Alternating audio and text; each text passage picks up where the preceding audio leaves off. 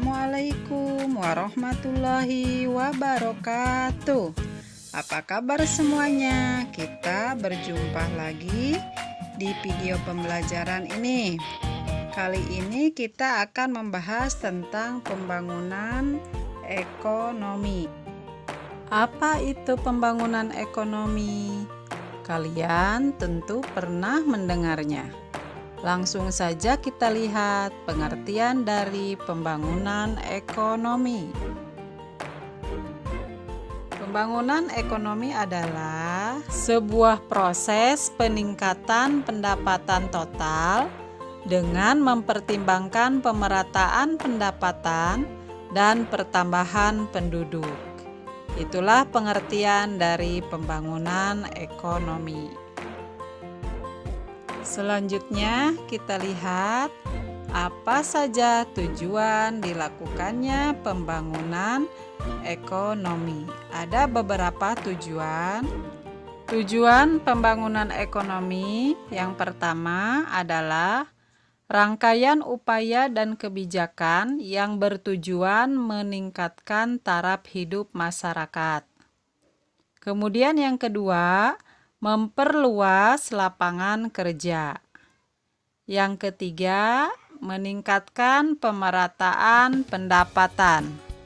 Yang keempat, meningkatkan hubungan ekonomi regional. Yang kelima, mengupayakan perubahan struktur ekonomi. Jadi ada 5 tujuan pembangunan ekonomi. Ada beberapa indikator keberhasilan pembangunan ekonomi. Ada indikator apa saja ya? Coba kita lihat bersama-sama. Yang pertama ada indikator moneter. Indikator moneter adalah indikator di bidang keuangan. Indikator moneter dibagi menjadi 2. Yang pertama ada meningkatnya produk domestik bruto. Yang kedua adalah pendapatan per kapita meningkat. Yang selanjutnya ada indikator non-moneter. Indikator non-moneter dibagi menjadi beberapa hal. Yang pertama ada indikator sosial. Di dalam indikator sosial adalah terdapat sebuah kesamaan gender. Adanya tingkat pendidikan dasar masyarakat meningkat, kemudian menurunnya angka kematian dari ibu yang melahirkan.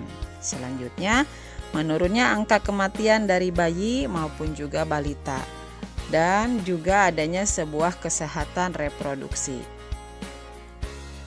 Yang kedua adalah kualitas hidup meningkat, di mana terdapat angka dari harapan hidup dimulai dari usia 1 tahun meningkat. Menurunnya angka kematian dari bayi, meningkatnya terhadap persentase dari tingkat melek huruf masyarakat. Dalam artian tingkat baca masyarakat meningkat, ketidakmampuan masyarakat dalam mengenal huruf itu menurun. Jadi, tingkat pendidikannya bisa dikatakan meningkat. Selanjutnya yang ketiga adalah indeks pembangunan manusia.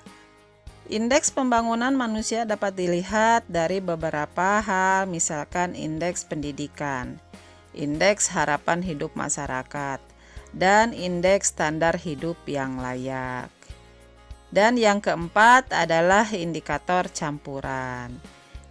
Di dalam indikator campuran terdapat beberapa hal seperti aspek kesehatan, kemudian aspek dari keluarga berencana, kriminalitas, angkatan kerja, tingkat sebuah konsumsi per kapita, fertilitas, pendidikan, dan kegiatan untuk mendapatkan informasi dari media massa.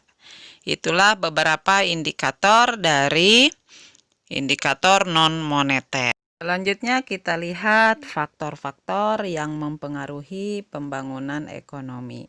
Ada apa saja ya? Kita lihat ya. Yang pertama ada faktor ekonomi. Faktor ekonomi dibagi menjadi 4. Pertama adalah sumber daya alam. Sumber daya alam adalah sebuah faktor yang terbilang penting karena akan mempengaruhi kemampuan perkembangan ekonomi yang dimiliki pada sebuah negara, yaitu dengan melakukan penyediaan terhadap bahan baku produksi itu sendiri. Contohnya dari sumber daya alam itu ada tanah, air, udara, bahan tambang, alam, dan sebagainya. Kemudian yang kedua adalah sumber daya manusia. Sumber daya manusia merupakan sumber daya yang menentukan keberhasilan pembangunan ekonomi suatu negara.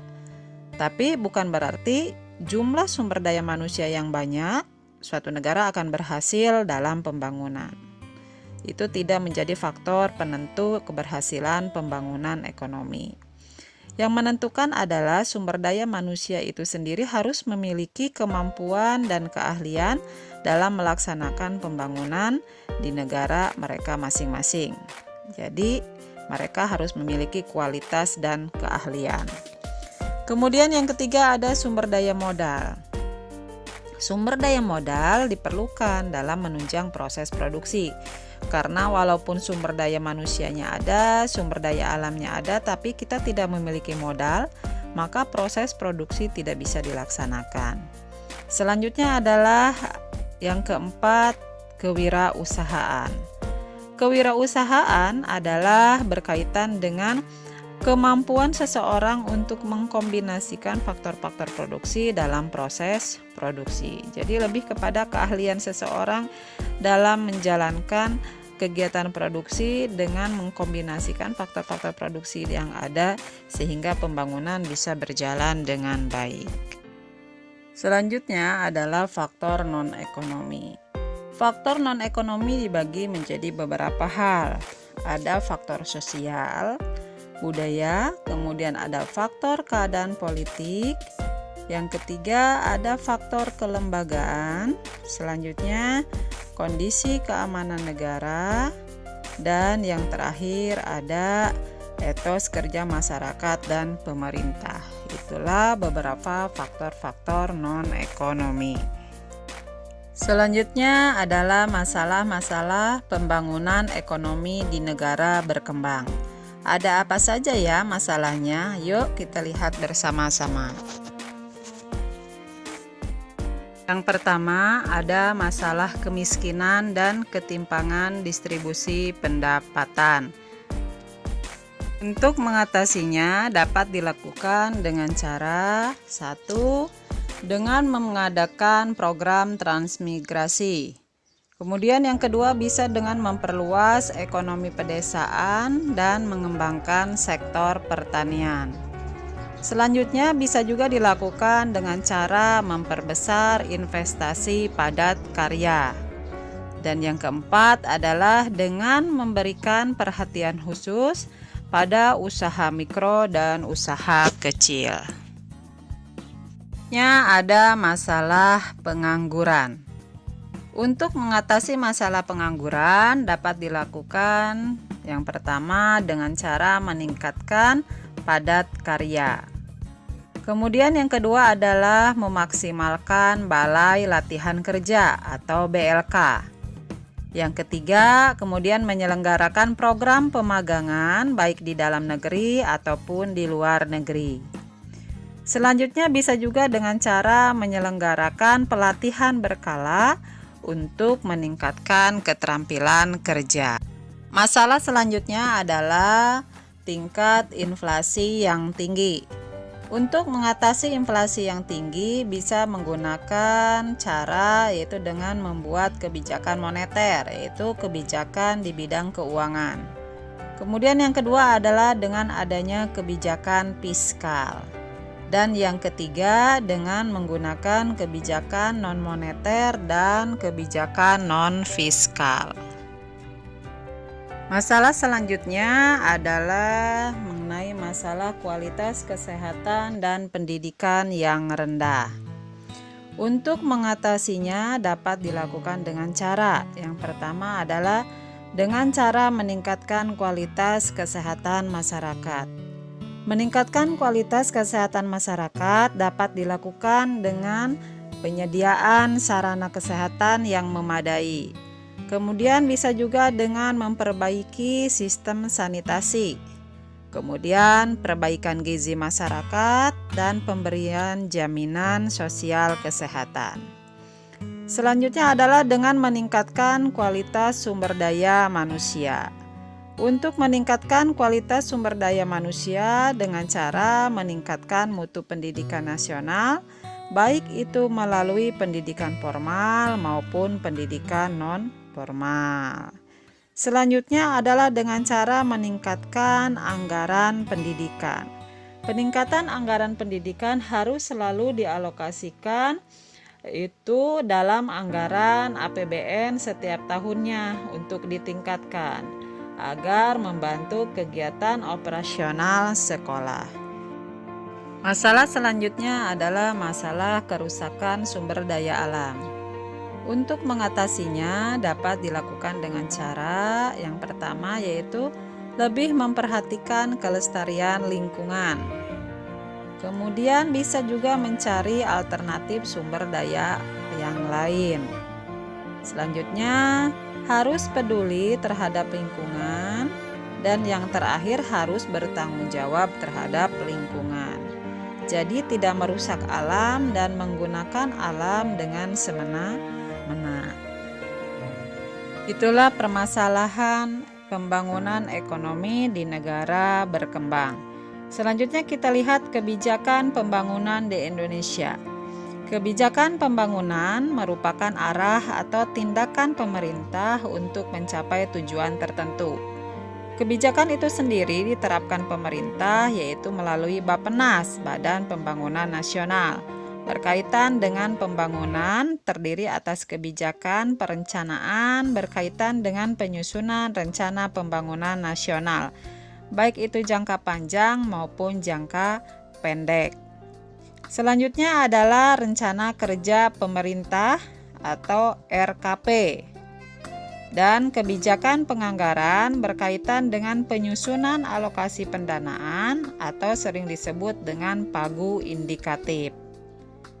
Kemudian membuat kebijakan pemantauan dan evaluasi pelaksanaan perencanaan pembangunan nasional. Selanjutnya adalah kebijakan penanganan permasalahan mendesak dan berskala besar sesuai dengan penugasan Presiden. Itulah kebijakan pembangunan ekonomi di Indonesia. Selanjutnya ada strategi pembangunan ekonomi. Dalam strategi pembangunan ekonomi yang pertama yaitu dengan mengembangkan koridor pembangunan ekonomi Indonesia dengan cara membangun pusat-pusat perekonomian di setiap pulau. Koridor pembangunan ekonomi Indonesia meliputi 4 tahap, yaitu yang pertama adalah identifikasi pusat-pusat perekonomian. Itu biasanya di ibu kota provinsi. Kemudian penentuan kebutuhan penghubung antar pusat ekonomi, seperti lalu lintas barang. Selanjutnya adalah validasi untuk memastikan sejalan dengan pembangunan nasional, yaitu pengaturan area tempat tinggal dengan sistem infrastruktur serta fasilitas. Dan yang keempat yaitu dengan cara penentuan hubungan lokasi sektor fokus untuk menunjang fasilitas, misalnya dengan menghubungkan area pertambangan dengan kawasan pemroses hasil penambangan. Strategi yang kedua dengan cara memperkuat hubungan nasional, baik secara lokal maupun internasional. Kemudian yang ketiga adalah dengan mempercepat kapabilitas ilmu pengetahuan dan teknologi. Sampai di sini materi kita tentang pembangunan ekonomi. Terima kasih atas perhatiannya. Assalamualaikum warahmatullahi wabarakatuh. Jangan lupa ditunggu subscribe-nya dan tekan loncengnya. Jangan lupa juga like ya. Sampai jumpa kembali.